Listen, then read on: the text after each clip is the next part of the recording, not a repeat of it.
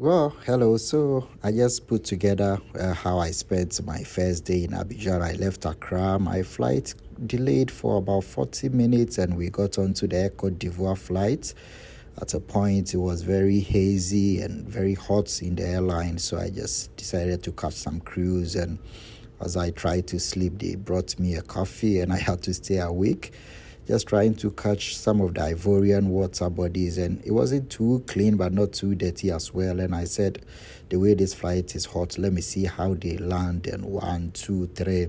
Of course, there was a big bang, and then the smoke. Yes, we landed very safely at the Felix Ofe-Boigny Airport in Abidjan. The clouds had started forming. Even though it was hot, once you are at the airport, you are met with a group of dancers, right?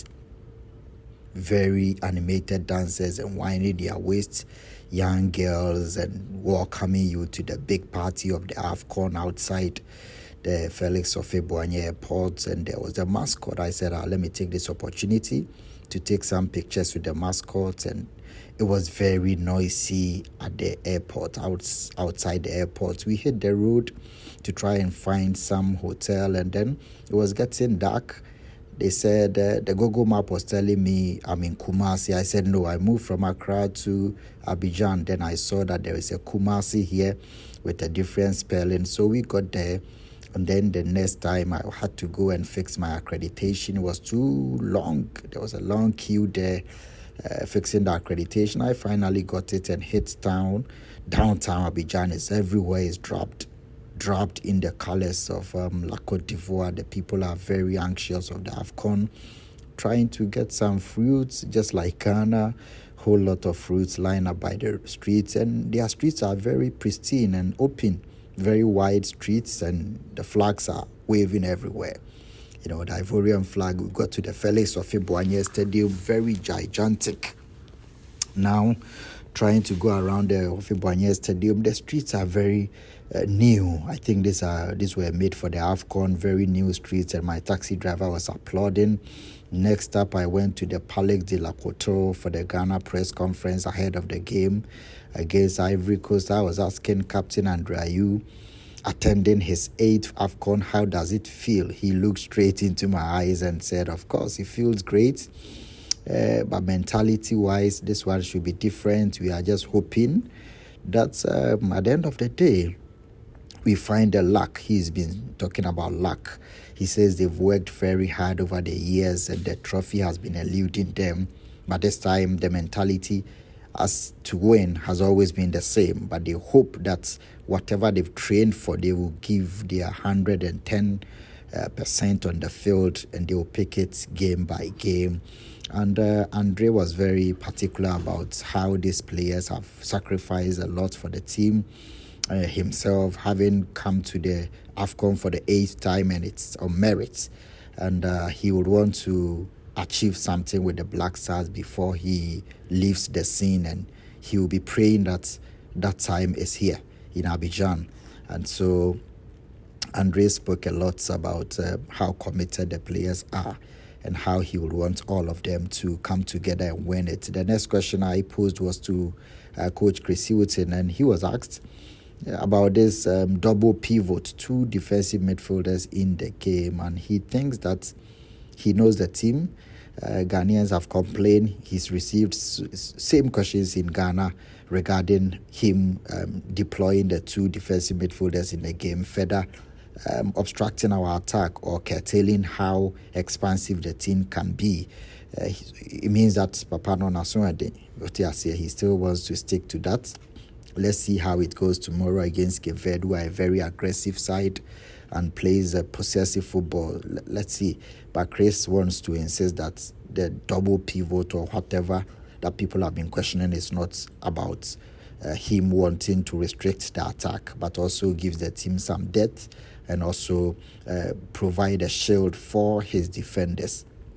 I don't know if he's afraid of conceding too many goals, but let's see how it goes. So Chris was still answering about the defensive midfield, and also he doesn't know too much about the AFCON, but he will count on the likes of Andre and the senior players in the team. He was also asked about his goalkeeping choices. He's not stuck to one goalkeeper since he came, and he said Richard Ofori is one trustworthy, very reliable, and he's invited him despite not playing for his club because he knows the experience that he brings to the team and all that. So Chris spoke a lot, and after that I said, let me hit the Felix Ofimboanye Stadium and take a tour and see. It's very nice stadium. Everything looks new. Remember, it was renovated for this AFCON, so there is a VAR room, there is a doping control center, there is even an internal warm-up room for the players to warm up before they come to the pitch. Yes, this is it. So there are small posts there for the players to do one or two kickabouts before they get to the field. So this is closer to the players' dressing rooms. And then you go to other areas in the stadium, but it looks very giant. I went to the other players' dressing room, and this is also another warm-up for the visiting team. All looks very classy. And then I hit the main area where press conferences take place before I went to the press room or media center. The media center is also very, very large. Like I told them, one of the largest I've seen since attending the AFCON. So this is the Felix Ofimboanye Stadium, the interior. I just had to take a glance of all the updates or major facelifts that have been done there. This is the media center. So this is where the press will sit. Jobs and those who want to do videos and all that. So it's a very impressive setting here for the media center. Move to the other to the other locations, and this is also part of the media center. Can accommodate around 200 pressmen on a match day, and that's quite large with your television set. And so this is where I chose to sit. It was empty somehow because there were no journalists and no activity for today except for tomorrow where Ghana plays Cape Verde. So I took a tour of the field. The pitch is super. The pitch is very, very classy. Lush grass there, and besides the pitch, very nice, well carpeted. So this is the interior of the Felix Ofimboanye Stadium. They've done a very huge job here by renovating the entire stadium, and even the location of the stadium is very remarkable, just at the banks of that famous river and surrounded by the tall buildings. So just in the center of Abidjan, the central business districts, where the large offices and corporate organizations are based. So you can see from behind the stadium where the skyscrapers are. This is a very nice stadium for Abidjan. This used to be their national stadium, Felix Ofimboanye, before the Ebimpe Stadium Alassane Ouattara was built, and the one in Yamoussoukro, and another in Bouaké and Korogo. But this is the national stadium that has been standing for over 60 years now, 60 to 70 years. But the change in the seating area, the change in the stands, the colorful nature of it, and how they've added some sort of natural settings to it makes it very, very unique in its own outlook. I had to look at the grass, and it's super. So I went in there to the mix zone. This is where the players pass to their dressing room. You walk through this tunnel and to the dressing room. There are other areas in there as well. There is a doping center. So this is the anti-doping room.